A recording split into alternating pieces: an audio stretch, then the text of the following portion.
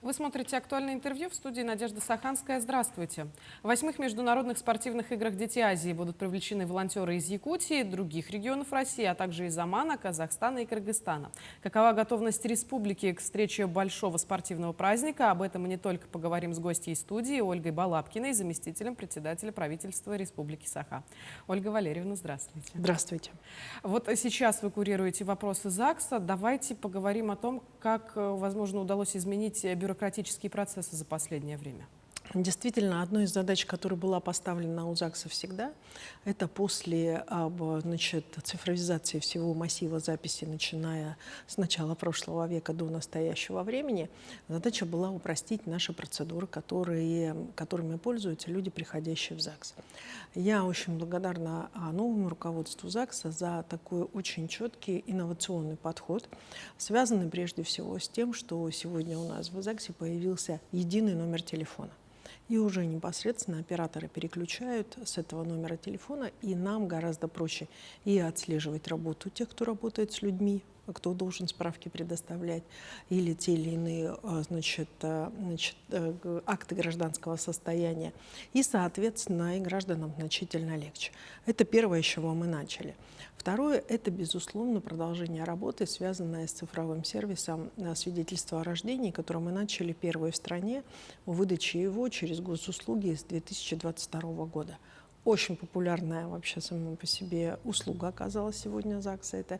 И если начинали в 2022 году и количество получателей услуг рассчитывалось там чуть больше 150 человек и выданных свидетельств, уже сейчас она исчисляется тысячами, и мы уже смотрим на сам процесс того, что мамочка может зайти через госуслуги и уже потом, получив, соответственно, свидетельство о рождении ребенка, будет осуществляться интеграция, и она осуществляется со всеми органами, которые осуществляют выплаты, пособия по ребенку, материнские капиталы, все, что с этим связано.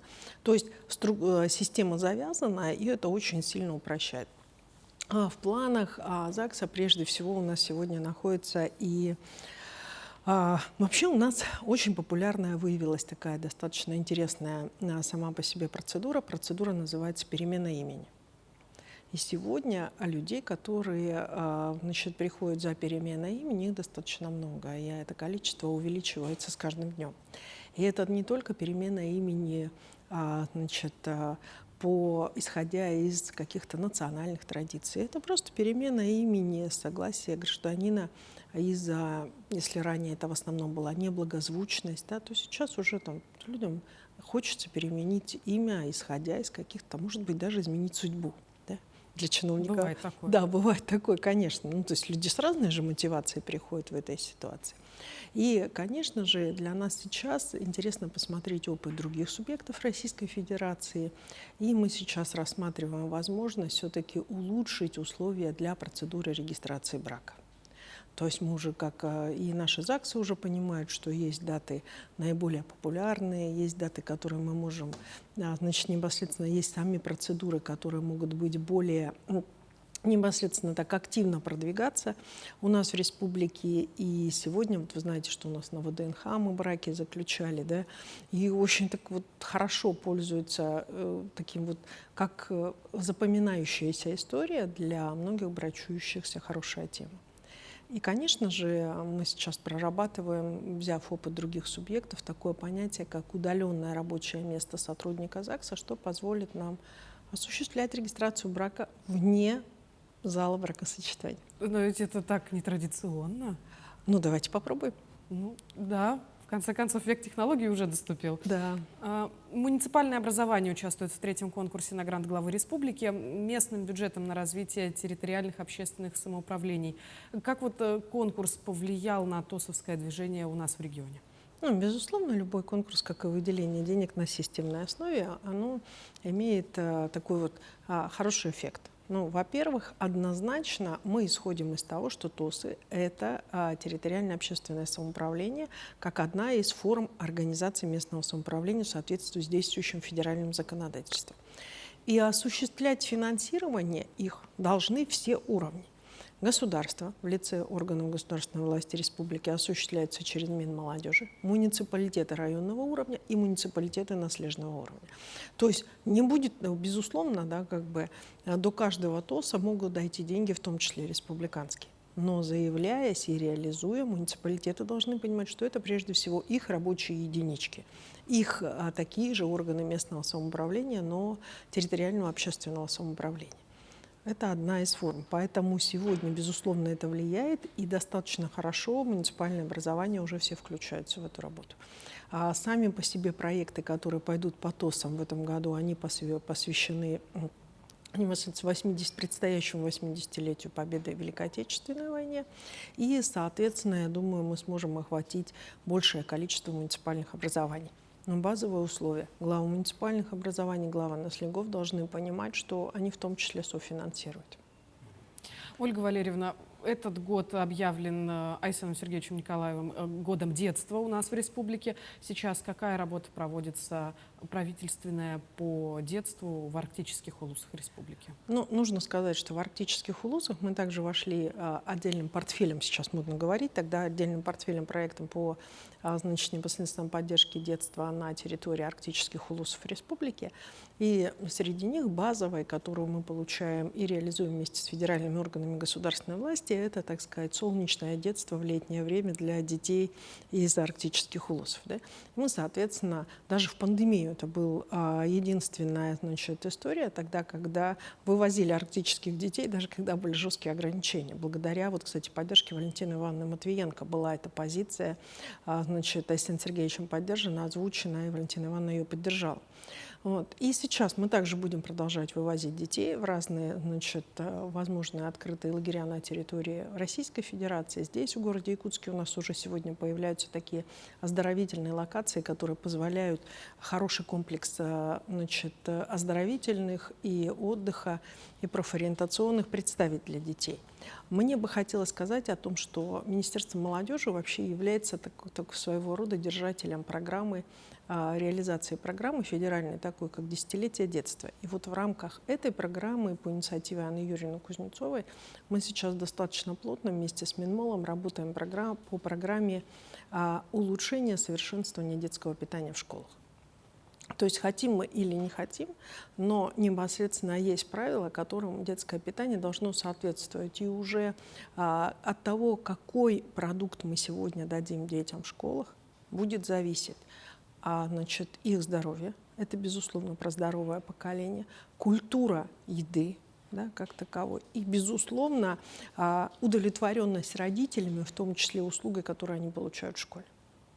Потому что, конечно, ни для кого не секрет, что многих родителей не устраивает, что их дети не едят невкусную школьную еду, а бегают в соседние киоски за, соответственно, там, чем-то неполезным. Чем-то неполезным, да. Поэтому полезность, красота, красивая упаковка, местная продукция, а самое главное, на диалоге с родителями. Какая работа сейчас ведется для получения разрешения на охоту? Получение разрешения на охоту равно получению разрешения свидетельства о рождении, да? Да, то есть все так просто, все через госуслуги. То есть, соответственно, на настоящий момент Минохраны Республики, Минэкологии Республики имеет два пути получения разрешения на охоту, соответственно, через госуслуги, что упрощает, и, соответственно, также в рабочем порядке можно ногами дойти. Но у нас уже в этом году не было вообще никаких таких сложностей, очередей, каких-то проблем. Да, как бы разрешение на охоту зависит от того, какой вид, значит, охоты идет, да, за исключением тех, которых запрещены на ОПТ и, соответственно, находящиеся в Красной книге, это безусловно. И, соответственно, значит, разрешение на охоту выдается быстро, конкретно, с проверкой всех документов. То есть, ну, по сути дела, наличие цифровых профилей гражданина в госуслугах, да, как бы, они сегодня являются такой базовой отправной точкой, которая позволяет очень быстро очень многими государственными услугами воспользоваться. То есть и даже можно сказать, да, как бы, что если нужно получить какое-то свидетельство и так далее, да, и вы не знаете, куда идти, вначале зайдите на госуслугах, может быть, это уже там есть. Также с разрешением на охоту. Но чего точно нет было на госуслугах, так это отбора на волонтеры к 8 играм «Дети Азии».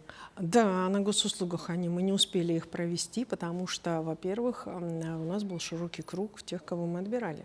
Ведь потому что уже мы отбирали не только граждан Российской Федерации, но и граждан других государств. Не каждый из них может зайти через наши госуслуги.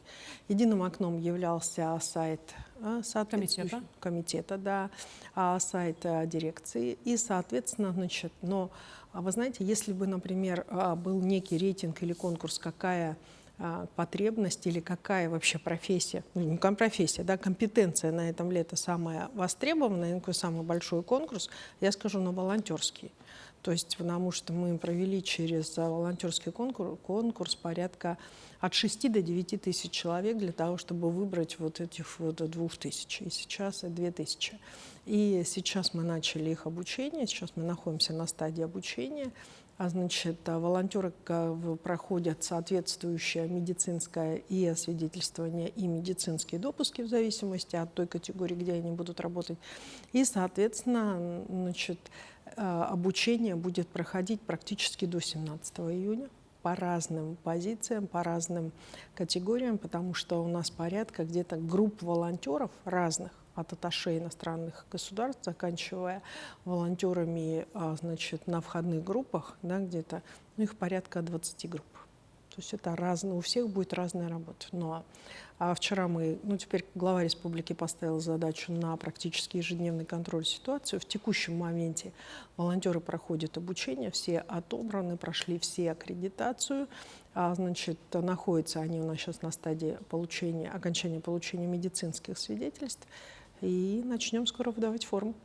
Но и отбор-то был очень строгий. Вот если вы говорите о том, что волонтерами становятся иностранные граждане, как минимум надо знать иностранный язык. Лучше всего, наверное, английский. Волонтеры есть разные. Есть разные волонтеры, в том числе, значит, есть сегодня на учебе даются минимумы, необходимые на, например, сфере обслуживания, да, и, соответственно, конечно, для групп, которые сопровождают иностранные делегации, там знание языка потребовалось.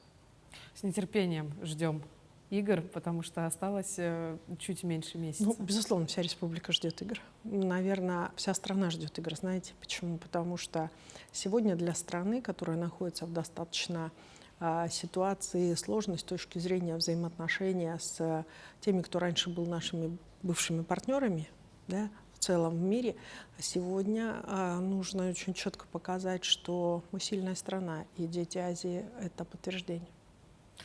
Ольга Валерьевна, большое спасибо, что нашли для нас время, пришли к нам в студию. Будем рады всегда видеть здесь, в стенах телеканала «Якутия-24».